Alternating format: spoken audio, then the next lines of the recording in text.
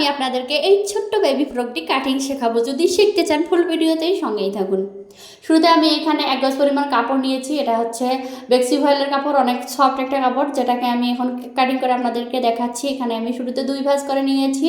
এখানে যেহেতু রুমাল ছাড় জামা এটা কাটিং করব, এটা 2 ভাঁজ করে তারপরে দেখবেন যে ভাঁজটা কোন দিক দিয়ে বড় আসে ঠিক সেভাবে ভাঁজটা করে নেবেন। নিয়ে এভাবে রুমালের মতো একটা স্কার্ফের মতো একটা ভাঁজ দিবেন। দিয়ে আমি এখানে 10 ইঞ্চিতে একটা চিহ্ন দিচ্ছি। আর আমি এখানে 7 ইঞ্চি কোমর নিচ্ছি, কারণ কোমর এখানে আমি কোমরের মাপের চেয়ে বেশি নিব, কারণ আমি এখানে কোমরে কুচি ফেলাবো, সেজন্য আমি একটু বেশি নিয়েছি। আমি আপনাদের কাছে শেয়ার করেছি রুমাল সেটে কুচি এলা ফ্রক একটা, সে ছোটো বাচ্চার ক্ষেত্রে এটা। এখানে আমি জামাটা বানাবো, সে জামার লম্বা হবে 15 ইঞ্চি, সেজন্য আমি এখানে 10 ইঞ্চি নিচ্ছি। 1 ইঞ্চি সেলাইয়ের জন্য যাবে, 9 ইঞ্চি টিকবে, এবং উপরে আমি 6.5 ইঞ্চি নেবো। 6 ইঞ্চি নিয়ে 6.5 ইঞ্চি নেবো, সেজন্য 15 15.5 ইঞ্চি আসবে।